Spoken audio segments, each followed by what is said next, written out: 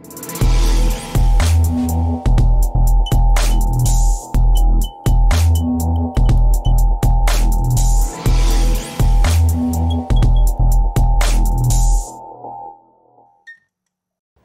guys, this is Baron from Emendy Multimedia Institute, and today we're going to look at creating custom drum tones.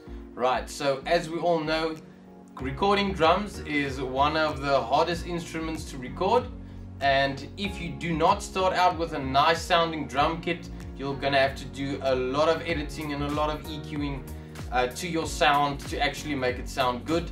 So today we're going to look at different types of drum densers that you usually see inside of drums and on drums and everywhere around drums, and how this will then influence the frequency response of the actual drum. Right, so let's just jump right into it and check it out. Let's have a quick look at the gear that we'll be using today. So for the floor tom and the kick drum, we are using a Yamaha Stage Custom kit, and for our snare drum we are using a Pearl Chad Smith signature snare drum. For the kick drum recording, we'll be using a classic AKG. On the snare drum as well as the floor tom, we will be using a Shure SM57. The drumstick that I'll be using today is a Vic Firth American Classic Extreme 5AN. The dampening gel pads that we'll be using today are Meinl's Drum Honey. So this is the sound of our snare drum without any dampening on it. This is the sound of the snare drum with a drum ring on it.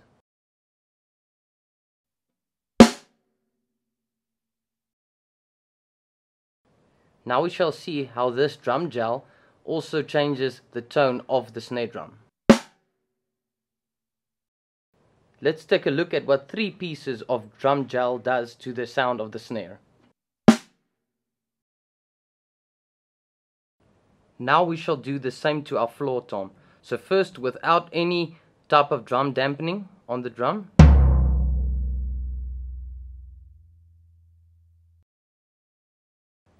Now with a drum ring placed on top of the floor tom.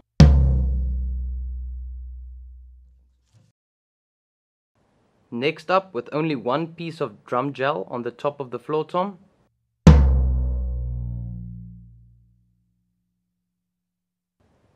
And lastly, now with 3 pieces of drum gel placed on different places on the floor tom.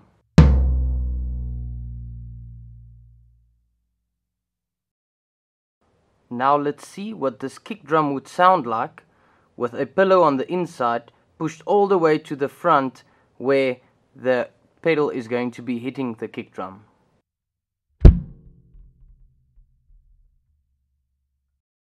So now we moved the pillow all the way to the front of the kick drum, so it's not touching the skin on this side anymore, it's only now resting on the front skin.